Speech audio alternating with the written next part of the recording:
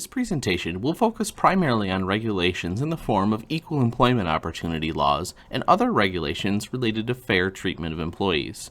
EEO laws and executive orders are intended to eliminate discrimination in the workforce.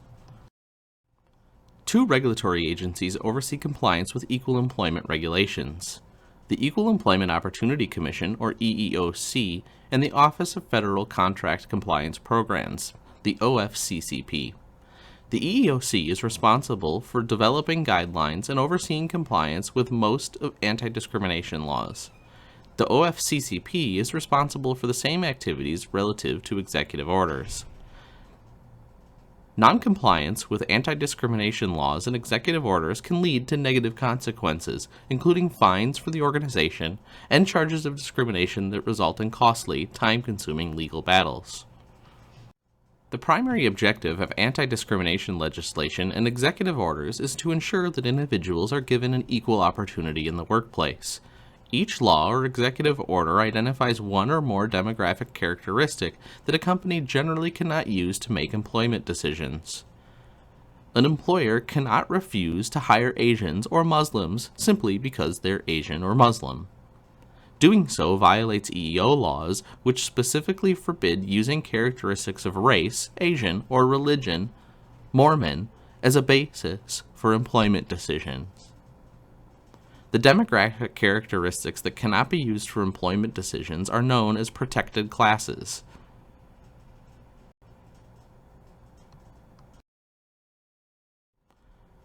Are there times when sex or nationality or another protected classification can be used to make an employment decision? That's a good question. Let's take a look at what can happen in the way of an example. A modeling agency has a client that designs clothes exclusively for women. The agency decides to hire only women to model the clothes. The employer in this example would claim that gender, the term we'll use interchangeably with sex, in the more common terms below, is a bona fide occupational qualification, a BFOQ. A BFOQ exists when a protected classification can legally be used to make an employment decision. The modeling agency would argue that it can give preference in hiring to one gender, female, over the other, male, because of business necessity. Claiming a protected classification as a business necessity means that the employment practice has some relationship to legitimate business goals that is essential for the company's survival. In our example, the clothing designer focused on women's clothing and needs to sell clothes to buyers looking for women's clothing to stay in business. Gender, therefore, would be an acceptable BFOQ in this case. The general guidance accepted by the EEOC and the courts to determine the appropriateness of a protected class as a BFOQ came in a landmark 1971 case, Diaz versus Pan American World Airways. Cecilio Diaz wanted to be a domestic flight cabin attendant for Pan American World Airways, PAMAN. He did not get the job because he was the wrong gender. He subsequently filed a charge of gender discrimination. Pan Am argued that females are more nurturing, give more courteous personal service, and generally make flights more pleasurable for passengers than males. In the late 1960s and early 1970s, most air travelers would have been businessmen. In response, the Fifth Circuit Court of Appeals noted that gender can be a selection criteria only if gender affects business operations. Business convenience is not a reason for using gender as BFOQ. Consequently, an employer who uses gender as a BFOQ needs to show that all or substantially all members of that sex cannot reasonably perform some aspect of the job, and that the aspect is a business necessity. By the way, Pan Am already had 283 male stewards on its foreign flights at the time of the case, providing further evidence that gender was not an appropriate BFOQ. In summary, the employer can sometimes make a case that gender, religion, national origin, or age are a BFOQ. The likelihood of successfully doing so, however, is usually very low. Employers can never use race or skin color as a BFOQ. Discriminatory practices can typically be grouped into one of four categories: disparate treatment, disparate impact, harassment, and retaliation. Most people think of discrimination as being obvious and intentional in nature. occurring when a protected classification is used as the basis for an employment decision. Not hiring a qualified woman simply because she's a female would be an obvious intentional discrimination. Under this definition, if someone is turned down for an employment opportunity and can show that it was because of a particular attribute that's protected by law, religion, sex, race, or whatever the protected class is at issue, that individual has the right to file charges against the employer. This type of discrimination is known as disparate treatment. In disparate treatment cases, the individual is treated differently because of the characteristic that defines the protected class. Disparate treatment also means that the company intentionally discriminated against a person or persons because of a characteristics, and a BFOQ for that characteristic does not exist. Any employee who believes that he or she has been the victim of disparate treatment must make a prima facie case or preliminary case using the McDonnell-Douglas test, named after the McDonnell-Douglas Corp. Versus Green 1973 U.S. Court decision that identified a 4-step test. To make a case of disparate treatment, the plaintiff must show the following: that he or she is a member of a protected class, that she or he applied for a job or another employment opportunity such as being eligible for a raise or promotion and was qualified, that he or she was then rejected, and that someone else got the job, or the employer continued to seek applicants from individuals with the plaintiff's qualifications. If the plaintiff successfully makes a prima facie case, the burden of proof shifts to the employer to provide legitimate, job-related reasoning for the decision. For instance, an employer might show that the person selected had more relevant experience or performed better on selection measures. The courts have been clear that even though an employer may have a job-related reason for a decision, if protected class membership played any part in the outcome, discrimination has occurred. In other words, a mixed motive has affected the outcome. A legitimate reason for an employment decision exists, but the decision was motivated by an illegitimate reason, such as membership in a protected class. Disparate treatment refers to intentionally unfair and illegal treatment of a particular individual. But discrimination may also take the more subtle and usually unintentional form known as disparate impact or adverse impact. Disparate impact occurs when a company uses an employment practice that unintentionally discriminates against members of a protected class.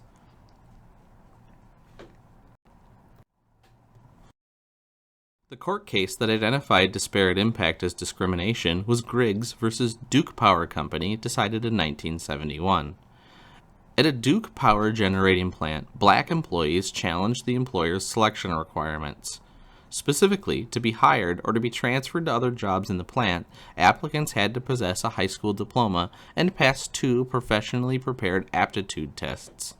Also, prior to the passage of civil rights legislation in 1964, the company had a history of discriminating on the basis of race, even to the extent of restricting black employees to the lowest level jobs within the department and paying them less than the lowest paying job in other 4 operating departments. In reviewing the case, the U.S. Supreme Court held that the company had not intended to discriminate. However, the selection criteria resulted in discrimination. The relevance of the criteria was suspect because there were employees doing just fine in the jobs in question who did not have high school diplomas and who had not taken the tests. Also, blacks in the area were less likely than whites to have a high school diploma and would be less likely to pass tests based on their education. The employer could not show that having a high school diploma and passing tests was necessary to be able to perform the jobs. Thus, discrimination occurred even though it wasn't the company's intent. The plaintiff must first demonstrate that the outcome of an employment practice was less favorable for his or her protected class than for a majority. The Fourfifths Rule is a guideline generally accepted by the courts and the EEOC for making such a prima facie case in disparate impact. To see how it works, let's consider an example. Assume your company is expanding and needs to hire multiple people for the same job. You place an advertisement in the newspaper and 475 people apply for 38 openings. Some of the applicants are white, some are Chinese. A selection criterion used in the hiring process requires passing a written test in English, even though English was not listed in the job advertisement or description as a requirement. After your company completes its hiring process and fills the 38 openings, several Chinese applicants expressed concern that they were not selected for the job even though they were qualified. To determine whether there's disparate impact, these individuals believe, you will need to know the number of job applicants for each job group and the number hired in each group.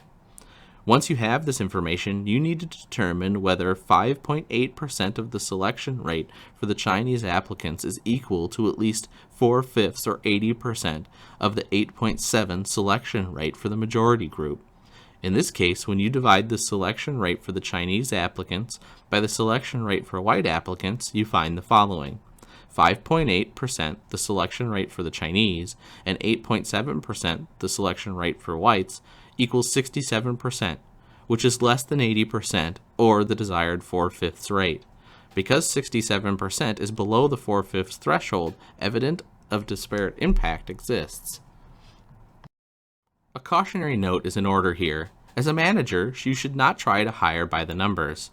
A manager should not simply calculate how many minority group members need to be hired and hire them to be in compliance with the Fourfifths Rule. Doing so defeats the purpose of hiring based on job-related qualifications. Remember, your goal is to ensure that you have the best qualified employees to achieve your organizational goals. Hiring by the number does not accomplish that goal. Once the plaintiffs in our example of the Chinese applicants make a prima facie case of disparate impact for a particular practice that's discriminatory, the employer can use one of several defenses to support the practice. First, companies might provide evidence that the practice in question is job-related. Companies can do this by demonstrating that the employment practice is connected with a measurable job performance and directly related to the essential functions of a job, such as requiring a pilot's license for a job as a first officer for a commercial airline would be job-related. Even if you meant certain protected classes would be less likely to be hired for the job. A second possible defense in a disparate impact case is the practice of business necessity. A strenuous physical ability test as a job requirement for a firefighter might have disparate impact for women, but is a business necessity for fire departments. Firefighters must be physically fit and capable to do their work in an emergency situation. The existence of a bona fide seniority system is a third defense companies may offer.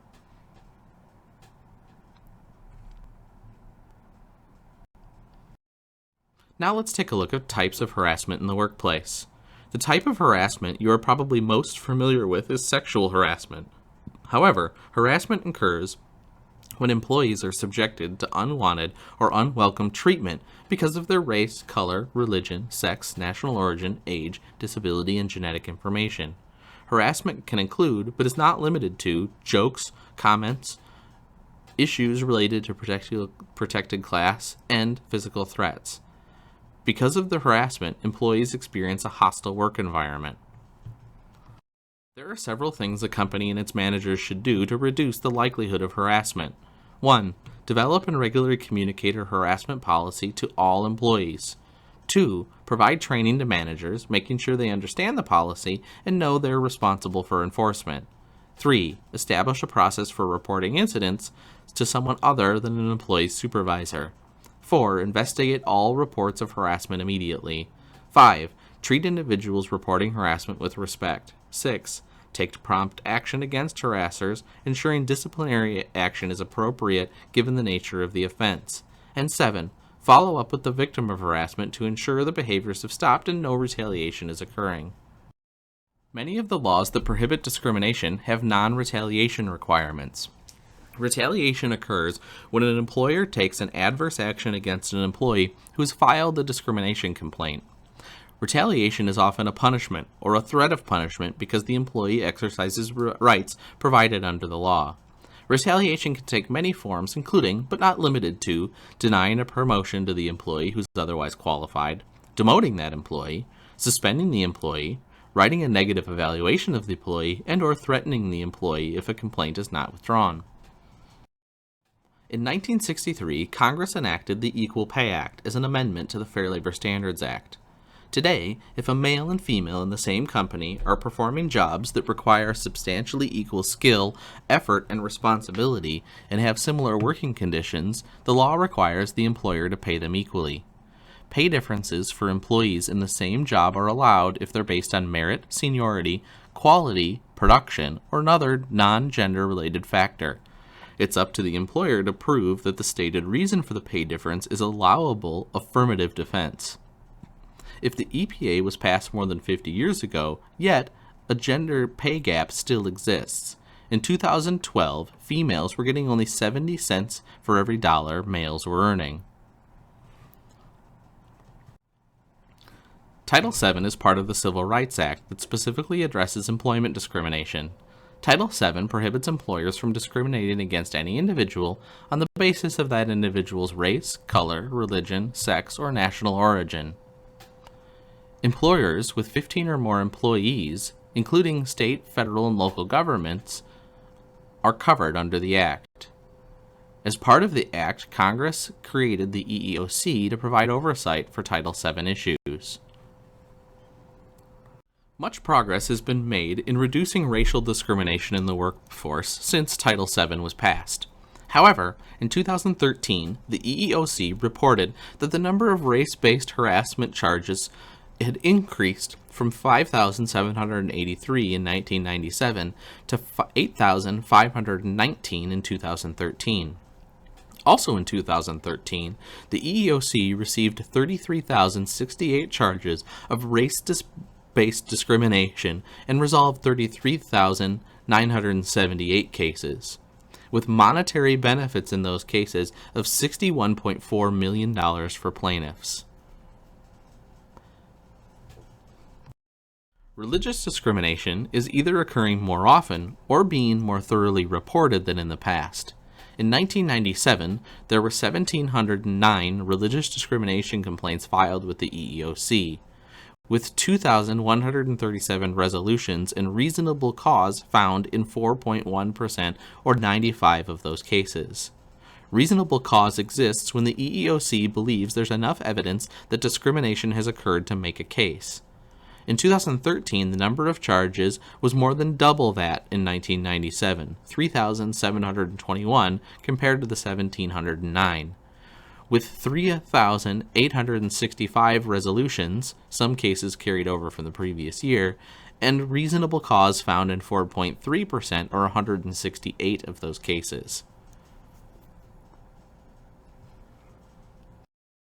Title VII makes it unlawful for an employer to discriminate on the basis of gender in any employment situation. For example, an employer cannot refuse to hire a female for fear that she'll get married, have children, or decide to quit her job. We now review some of the ways in which employers have engaged in gender-based discrimination. These include gender as the basis for employment decision, gender plus discrimination, and sexual harassment. Gender plus discrimination occurs when the employee would have been treated differently if it had not been for that employee's gender. An employer who refuses to hire women with preschool-aged children but hires males with preschool-aged children is guilty of gender plus discrimination. In this instance, the woman would have been hired but for their gender.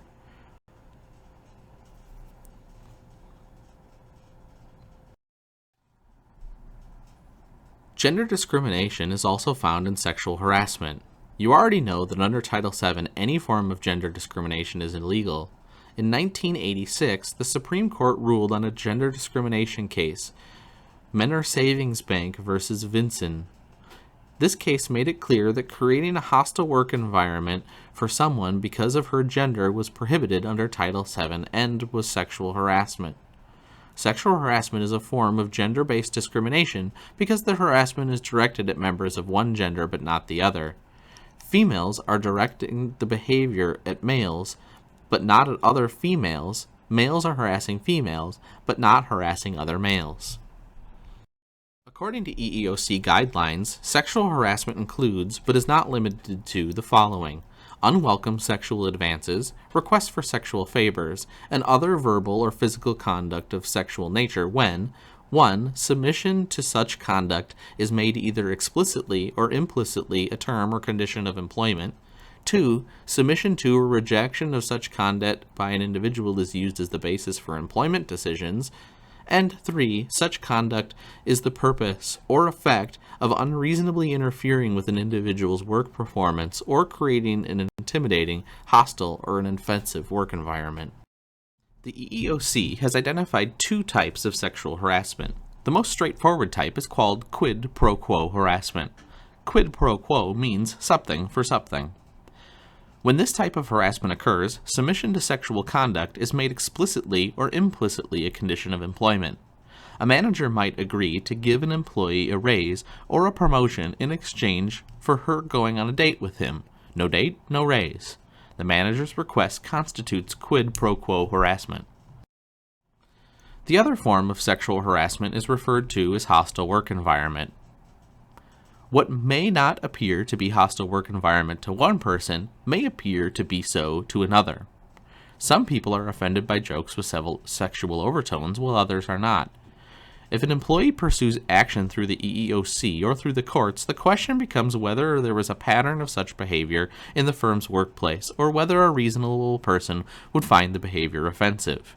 In sexual harassment cases in which the victim of the harassment complains to management and nothing is done, or management should have known about the problem even if the victim did not speak up, the victim will have a better chance of winning the case.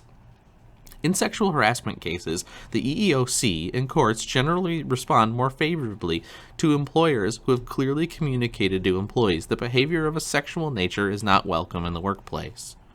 Discrimination on the basis of natural origin can take the form of harassment, disparate treatment, or disparate impact, and results from treating an individual differently from others in employment situations because of his or her ancestry, ethnicity, or ascent, treating an individual differently because he or she is married to or associates with someone of a particular nationality, and or assuming that a person is of a particular national origin because of physical, intrinsic, or cultural traits associated with the ethnic group.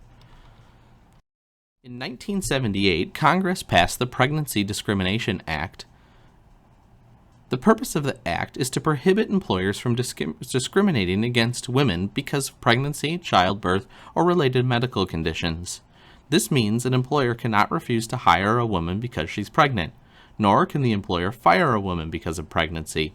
Also, an employer may not treat pregnancy in the same way it would handle other medically related conditions or temporary disabilities of an employee. If the employer modifies work tasks for the employee for a broken leg, then the employer will similarly have to make temporary accommodations for the employee who's pregnant. The outcome of a number of Supreme Court cases in the late 1980s led Congress to revisit the issue of civil rights in the workplace and amended the Civil Rights Act of 1964. The Civil Rights Act of 1991 was needed to strengthen and improve federal civil rights laws, to provide for damages in cases of intentional employment discrimination, and to clarify provisions regarding disparate impact actions and for other purposes. The Age Discrimination in Employment Act of 1967 is one of the few EEO laws that specifies for which the group the law protects. The ADEA makes it illegal for an employer to discriminate against any individual age 40 or older because of the individual's age when making employment decisions. These decisions include such actions as promotions, layoffs, and pay raises. The ADEA resulted from employment practices in which employers preferred younger workers to older, and even terminated older workers to avoid having to pay retirement benefits to them. Legislation to provide equal employment opportunity for individuals with disabilities dates back to the Vocational Rehabilitation Act of 1973. The Vocational Rehabilitation Act applies to companies with federal contracts over $10,000 and is administered by the OFCCP. Companies covered by this act are required to affirmatively seek and hire qualified individuals with disabilities. In 1990, Congress passed the Americans with Disabilities Act, or ADA, to provide greater opportunities for access in general and employment in particular for individuals with disabilities. The act prohibits employers from using disability as a basis for discriminating against qualified individuals. Qualified is a key word in interpreting the ADA. and in other employment laws as well.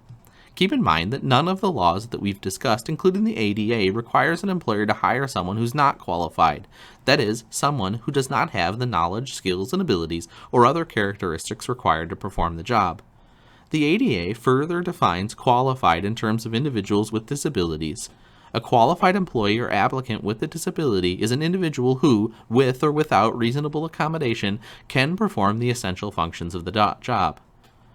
The ADA requires reasonable accommodation unless doing so causes undue hardship.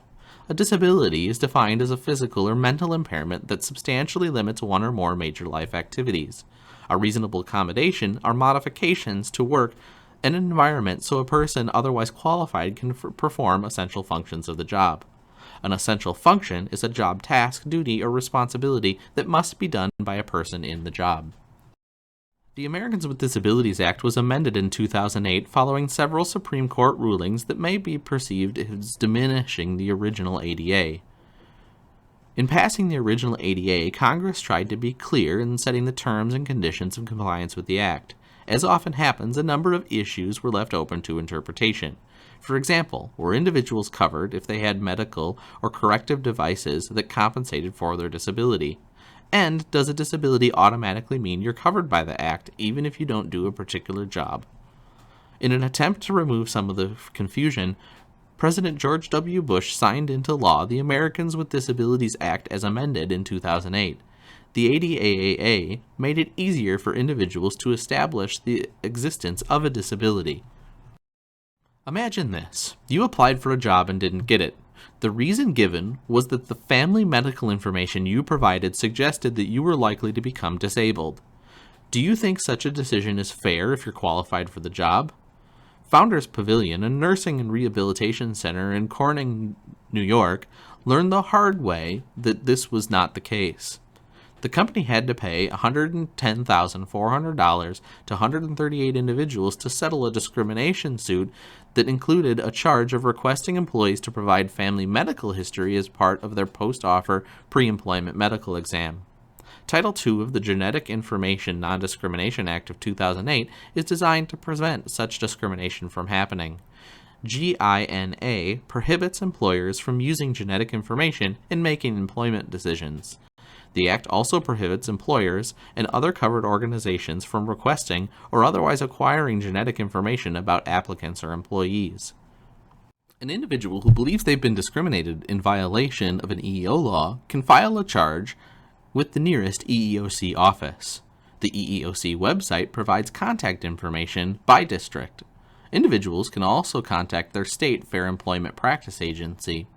These offices work closely with the EEOC and vice versa. The time to file can be extended up to 300 days under limited circumstances. Any charge should be filed within 180 days of an alleged violation. If deemed appropriate, the EEOC will begin an investigation, seeking to collect as much information as possible. At any point in the process, the EEOC can seek to settle with the employer. If settlement is not successful, and if the investigation indicates discrimination occurred, the EEOC will try to work with the employer for conciliation. Compared to litigation, conciliation is a voluntary, less formal, and less costly process used to resolve the charge. The EEOC may select the case for its more formal mediation program, which is a voluntary program that uses a neutral third party as a mediator and is available at no cost to the employee or employer. Like conciliation, mediation is a good way to avoid costly litigation. In fact, the EEOC is increasingly encouraging employers to use these techniques known as alternative dispute resolution or ADR to resolve discrimination claims. If settlement, conciliation, or mediation efforts are unsuccessful, the agency will decide whether to take the case to court. In the event that the EEOC decides not to sue the employer on the individual's behalf, the individual has 90 days to file a lawsuit on his or her own behalf. Executive Order 11246 was signed into law in 1965 to prohibit discrimination based on race, color, religion, sex, or national origin.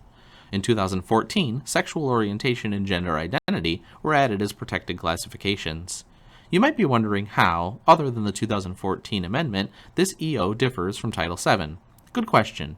In many ways it doesn't, except that it applies specifically to federal contractors and subcontractors, most of which also have to abide by Title VII regulations. The big difference is the executive order specifically requires federal contractors and subcontractors to put in place an affirmative action program, which we'll describe shortly. EEO 1246 requires federal contractors to do the following: ensure that the job application process and subsequent employment experience are not based on protected class. Conspicuously post notices from the OFCCP describing the provisions and non-discrimination clauses of Executive Order 11246. Provide notices to labor unions and other groups with whom the employer has collective bargaining agreements, and state on all job advertisements that the company is an EEO affirmative action employer. Affirmative action plans essentially require a company to do three things: conduct a utilization and availability analysis for their workforce, identify goals and timetables, and develop and implement an action plan to act on those goals and timetables.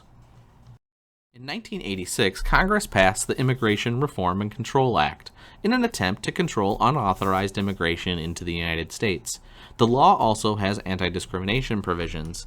Specifically, employers with 4 or more employees are prohibited from using national origin or citizenship on the basis of employment decisions.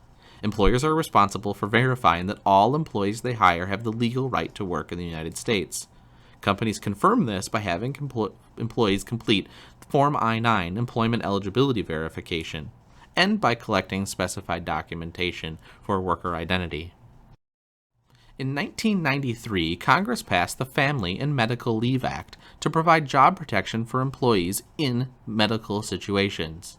The FMLA requires employers with 50 or more employees in a 75-mile radius to grant up to 12 weeks of unpaid leave to an employee who needs to take time away for work because of his or her own illness, to care for a sick member of his or her immediate family, a child, spouse, father, or mother. Employees must have worked for the employer for at least 12 months and for 1,250 hours during that time. In 2008, the FMLA was amended to allow leave for family members of soldiers who were about to go on military duty. The Vietnam-era Veterans Readjustment Act of 1974 provides employment protection for Vietnam-era veterans, special disabled veterans, and other veterans who served on active duty during a war. Employers with federal contracts or subcontracts of $25,000 or more are required to give equal employment opportunity and affirmative action to this group of qualified individuals. The Uniformed Services Employment and Reemployment Act of 1994 was passed after the Gulf War. The purpose of this act is to ensure non-career military personnel can keep civilian employment and benefits when volunteering for duty or becoming called to active duty. Many state and local governments or municipalities have employee management regulations known as Fair Employment Practice Laws. These laws are often more stringent than federal regulations. When these regulations exist, the more stringent regulations must be followed. If state laws are less stringent, then federal law is followed. Differences between state and local and federal laws can exist in all aspects of the employer-employee relationship, from minimum wage to protected classifications. Employment at will provisions give employers the right to terminate, hire, or transfer employees at any time unless it's illegal to do so. Firing someone because of his or her membership in a protected class is illegal. Firing someone because he or she is not performing the job or has violated policy is allowable. Essentially, under employment at will practice, there's no contractual obligation for either the employer or the employee to adhere. Either party can terminate the relationship at any time for any legal reason. Wrongful discharge and terminating an employee for illegal reasons or for reasons that the courts have found to be inappropriate for discharge are known as exceptions to the employment at will doctrine or common law claims. These exceptions include the public policy exception. An employee can sue if he or she was fired for reasons that violate public policy. That is, if his or her company acted in bad faith, malice, or retaliation. Serving on jury duty, refusing to violate one's code of professional ethics, or refusing to commit a white-collar crime at the company's urging could be examples. The implied employment contract. An implied employment contract is one that has inferred, orally, written, or otherwise, by the conduct of the parties involved. Telling employees they will not be fired as long as they do their jobs is an example. Policies printed in corporate employment manuals can constitute implied contracts as well. And finally, implied covenant of good faith and fair dealing. Employers have an implied contractual obligation to act in good faith towards their employees, and vice versa. If an employee has been promised a bonus and then is fired so that the company doesn't have to pay the bonus, the company will not have acted in good faith and fair dealing.